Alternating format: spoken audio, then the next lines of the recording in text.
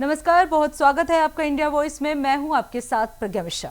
वक्त हो चला है उत्तर प्रदेश के इस खास बुलेटिन की, तो शुरुआत करते हैं पहली खबर के साथ। मेरठ में आज हर तरफ बोल बम का जय घोष जो है वो सुनाई दे रहा है। सड़कों पर शिव भक्तों का सैलाब है और कांवड़ियों की भक्ति के रंग में पूरा मेरठ रंगा हुआ नजर आ रहा है। इसी बीच आपको बता दें, मुख्यमंत्री योगी आदित्यनाथ ने कांवड़ियों पर पुष्प वर्षा कर उनका स्वागत किया। हेलीकॉप्टर से हुई पुष्प वर्षा के दौरान पूरा माहौल जो है वो शिवमय नजर आया और कांवड़ियों में भी खासा उत्साह देखने को मिला।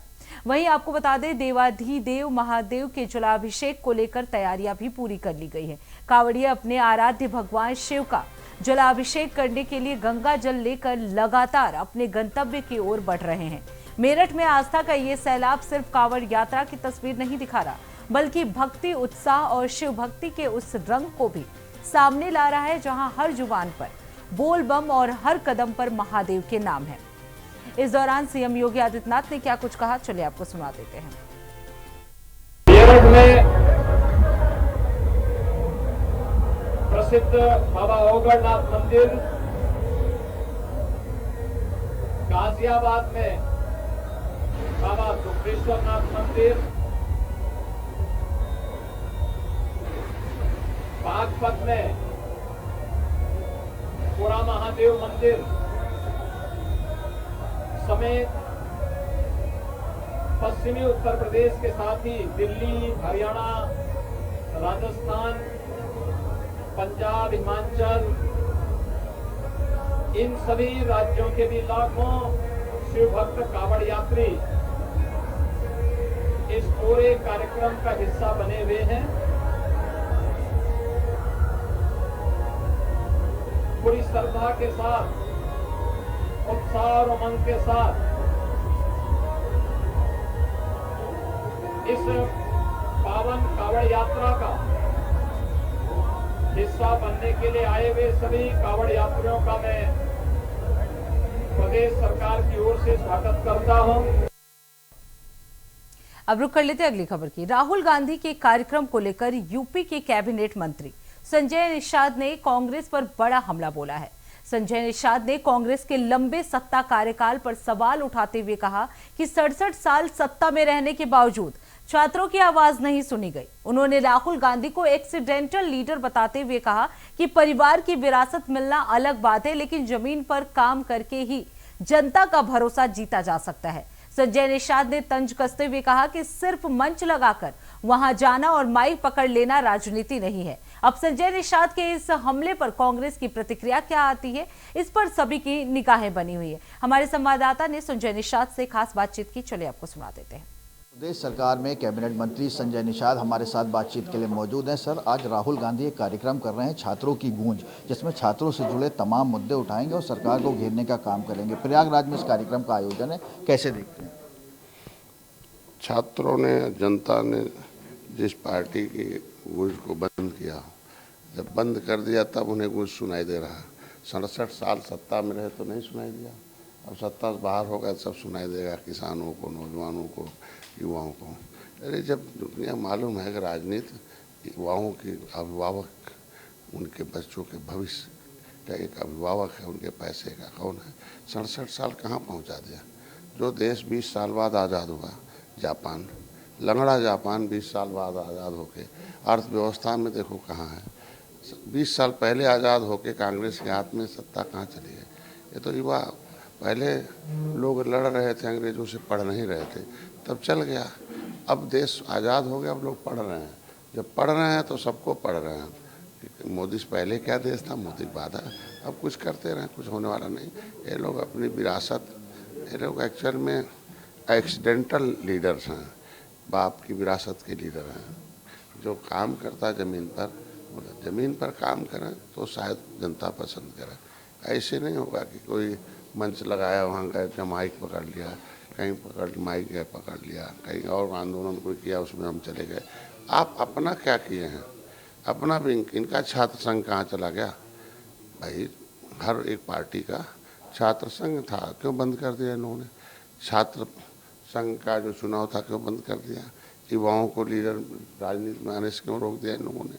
इन्हीं लोगों समय शुरू हुआ था ना भाई। क्या युवा राजनीति नहीं करेगा? युवा राजनीति करता था, जब सत्ता में आता था तो अपनी समस्याओं के समाधान के लिए आवाज़ उठाता था। अब तो पता चला कि दूसरे हिसाब से पार्टी में काम करिए, फिर लंबे समय तक अवसर मिलेगा नहीं। युवाओं का एक विंग पहले हर एक राजनीतिक संगठन में हमारे यहाँ छात्र जो मोर्चा अपना सब जगह क्षेत्र है, ABP है, भारतीय जनता पार्टी, ये लोग गुमराह करते हैं और कुछ नहीं करते। अखिलेश यादव ने पीडीए को नई तरीके से परिभाषित किया है। पी का मतलब पंडित। समय समय पर ये परिभाषा बदलती रहती है, कभी पी से पिछड़े हो जाते हैं, कभी पीड़ित, अब पंडित। इसीलिए तो पिछड़े लोग सोच रहे हैं कि अब हम कहाँ हैं। जब कहेंगे MY मतलब होता है कि महिला युवा है, तो अभी तक तो मुसलमान था, ये आदत है, अब उनको लगता है हम कहाँ हैं। अब उसी तरीके जब पंडित आ गए तो पिछड़े कह रहे हैं भाई पंडित जी अगड़े, हम पिछड़े, अब हम कहाँ हैं। तो इसका मतलब हम लोग इस पार्टी में रह के अभी तक समझते रहते पिछड़ों की पार्टी है। तो इसमें पंडित जी लोग ये पॉलिटिकल हैं, ये किसी के काम नहीं आने वाले पॉलिटिकल। हमेशा ये सभी लोग एक अभिभावक रहे हैं। शुक्रिया बातचीत के लिए। उत्तर प्रदेश सरकार में मंत्री संजय निषाद हमारे साथ बातचीत के लिए मौजूद थे। कैमरा पर्सन हरीश के साथ अजहर खान, इंडिया वॉइस, लखनऊ। अब रुक कर लेते हैं अगली खबर की। मायावती ने समाजवादी पार्टी पर जातिवादी राजनीति करने का आरोप लगाते हुए कहा कि बीएसपी हमेशा सर्वजन हिताय सर्वजन सुखाय की नीति पर चली है। मायावती ने समाजवादी पार्टी के पीडीए फॉर्मूले पर भी सवाल खड़े कर दिए हैं। उन्होंने तंज कसते हुए कहा कि पहले पी से पिछड़े और अब पी से पंडित करने की कोशिश की जा रही है। मायावती का आरोप है कि ब्राह्मण समाज के बीएसपी से जुड़ने से समाजवादी पार्टी विचलित है। उन्होंने समाजवादी पार्टी पर चुनावी स्वार्थ के लिए गिरगिट की तरह रंग बदलने का भी आरोप लगाया और उसकी राजनीति को छल और छद्म की राजनीति करार दिया है। मायावती ने कहा कि ऐसे राजनीतिक छल से किसी एक व्यक्ति का भला हो सकता है, लेकिन पूरे समाज का नहीं। साथ ही मायावती ने सर्व समाज के लोगों से समाजवादी पार्टी की संकीर्ण जातिवादी राजनीति से सावधान रहने की अपील की है। इसी खबर पर विस्तार से जानकारी दे रहे हैं हमारे संवाददाता।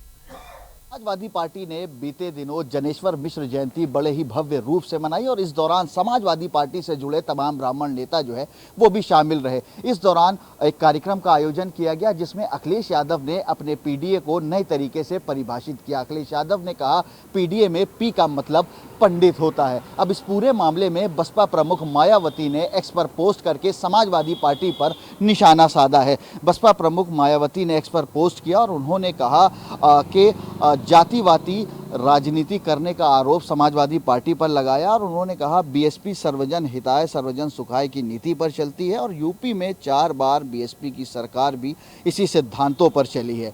सपा पर चुनावी स्वार्थ के लिए गिरगिट की तरह रंग बदलने का आरोप बसपा प्रमुख ने लगाया है और साथ ही मायावती ने यह भी अपनी एक्स पोस्ट में कहा है कि सपा के पीडीएफ फॉर्मूले पर भी आगे सवाल खड़े किए हैं। बोली कि पहले पी से पिछड़े और अब पंडित करने की कोशिश हो रही है। ब्राह्मण समाज के बीएसपी से जुड़ने से सपा विचलित है, इस तरीके जिसकी वजह से इस तरीके के कार्यक्रम और इस तरीके की बात कही जा रही है।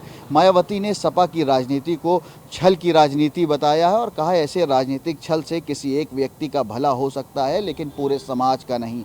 बसपा प्रमुख मायावती की सर्व समाज के लोगों से अपील कि सपा की संकीर्ण जातिवादी राजनीति से सावधान रहें। अब इस पूरे मामले में बसपा प्रमुख मायावती ने समाजवादी पार्टी पर निशाना साधा है और कहा है कि ये जिस तरीके से ब्राह्मण वोट बैंक की राजनीति सपा कर रही है ये ठीक नहीं है। कैमरा पर्सन हरीश के साथ अजहर खान, इंडिया वॉइस, लखनऊ।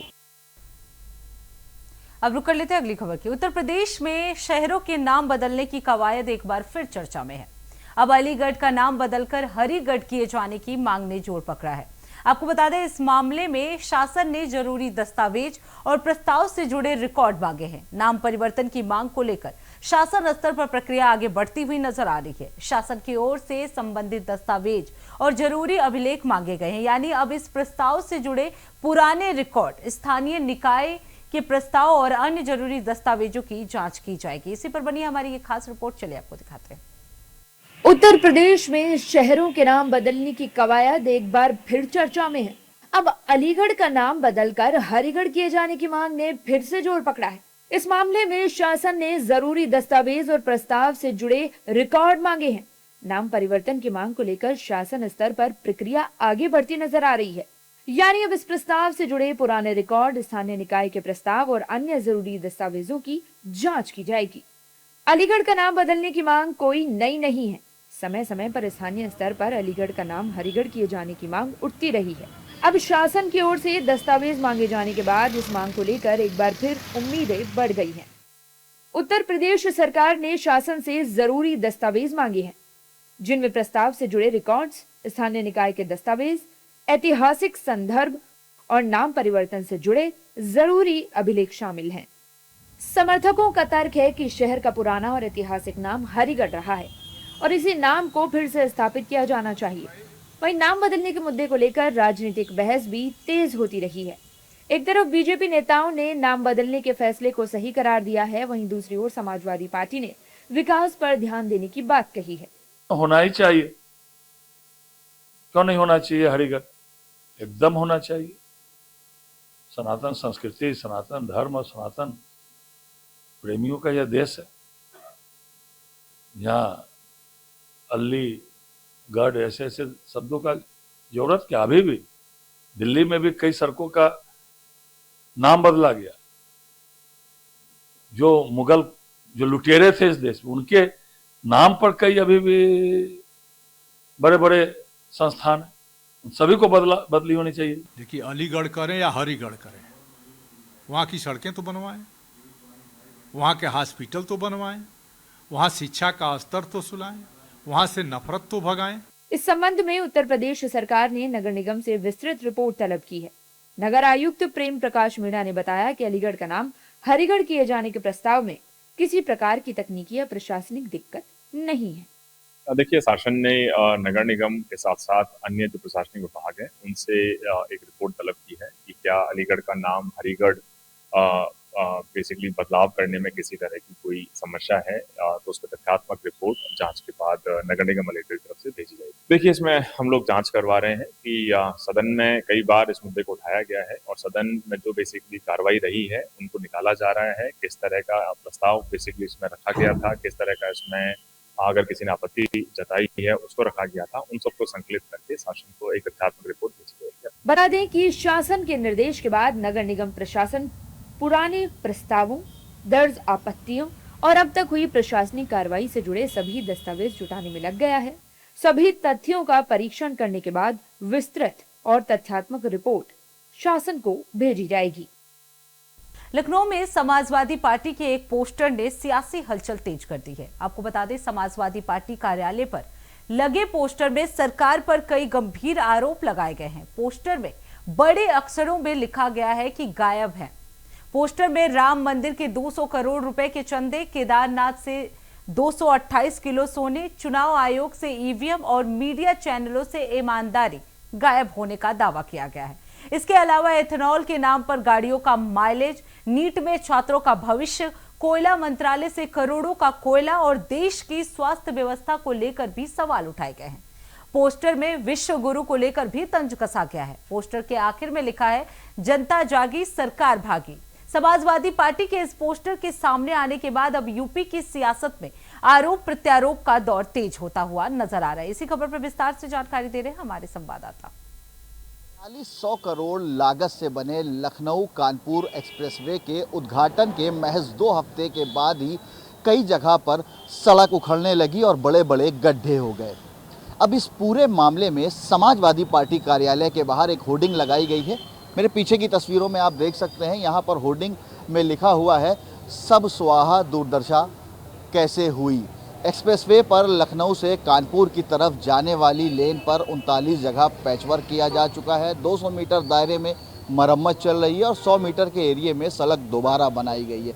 इसी तरह कानपुर से लखनऊ आने वाली लेन पर 45 जगह मरम्मत की जा चुकी है और कुल 84 जगहों पर मरम्मत की गई है।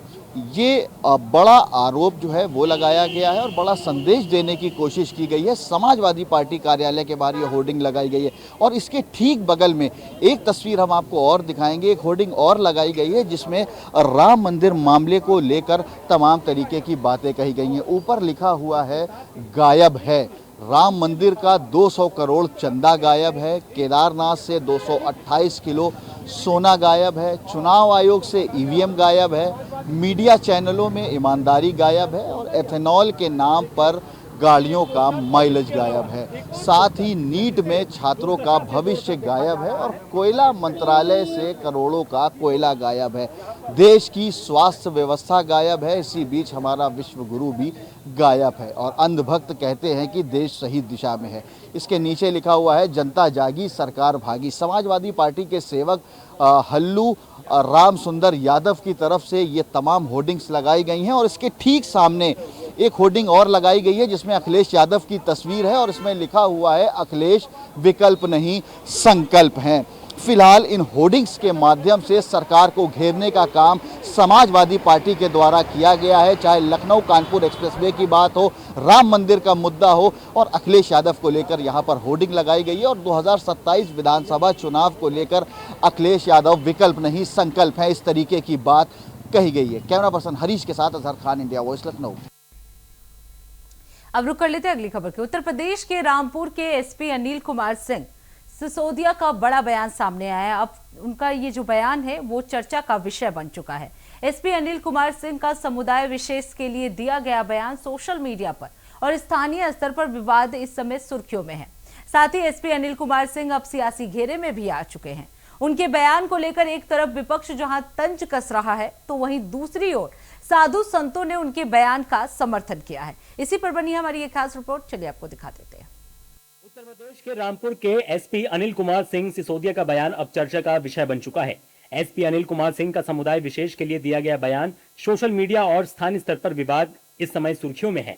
साथ ही एसपी अनिल कुमार सिंह अब सियासी घेरे में भी आ चुके हैं। उनके बयान को लेकर एक तरफ विपक्ष जहां तंज कस रहा है, दूसरी ओर साधु संतों ने उनके बयान का समर्थन किया है।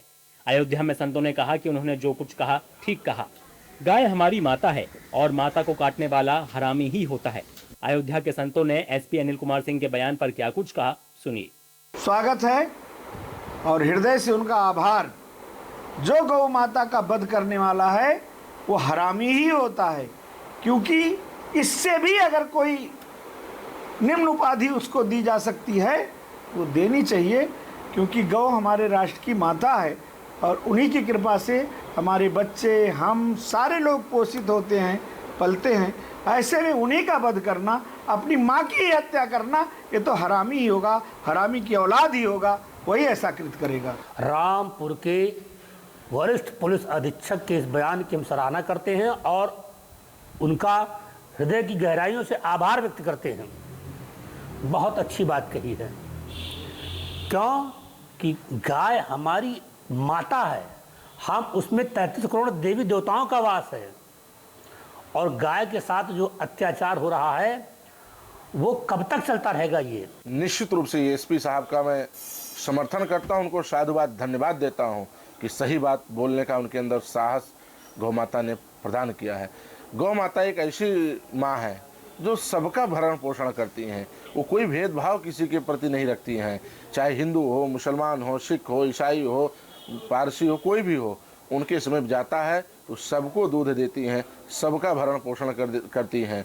और गौ माता ही एक ऐसी है, जब बालक की माँ गुजर जाती है तो उसको माँ का जो पूर्ण दूध में जो ऊर्जा होती है वो गौ माता के ही दूध से प्राप्त होता है।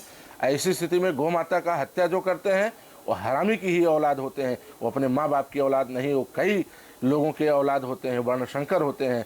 ऐसे लोगों के चौराहे पे खड़े करके गोली मार देना चाहिए। वहीं दूसरी ओर भारतीय सूफी फाउंडेशन के राष्ट्रीय अध्यक्ष कशिश वारसी ने भी रामपुर के एसपी के बयान का समर्थन किया। उन्होंने कहा कि दीन में गाय काटना हराम है। जहाँ तक गाय काटने का मामला है, अगर कोई भी मुसलमान गाय काटना है तो मैं उसकी मुखालफत करूँगा और मैं भारतीय सूफी फाउंडेशन के राष्ट्रीय अध्यक्ष के नाते ये भी कहूँगा कि हमारे नबी रहमतुल आलमीन सल्लल्लाहु अलैहि वसल्लम ने गाय के गोश्त से परहेज करने को फरमाया है। तो अगर कोई मुसलमान गाय का गोश्त खा रहा है और काट रहा है तो वो अपने नबी की भी मुखालफत कर रहा है। बता दें, पिछले कुछ दिनों से रामपुर में पशुवध की कई घटनाएं सामने आई हैं, जिसमें पुलिस ने एक्शन भी लिया। पुलिस की पशु तस्करों से मुठभेड़ भी हुई। कई पशु तस्करों को अलग अलग मुठभेड़ में गिरफ्तार भी किया गया। इस बीच अब एसपी अनिल कुमार सिंह ने विवादित बयान दिया था। हालांकि बाद में एसपी ने अपने बयान पर सफाई देते हुए कहा कि मेरे बयान को तोड़ मरोड़ कर पेश किया गया है, मैंने ऐसा बयान नहीं दिया था। लेकिन अब एसपी साहब के बयान पर यूपी की सियासत पूरी तरह से गर्मा चुकी है। तो इसी के साथ उत्तर प्रदेश के इस खास बुलेटिन में बस इतना ही। देश दुनिया की तमाम बड़ी खबरों के लिए देखते रहिए इंडिया वॉइस। तब तक के लिए नमस्कार।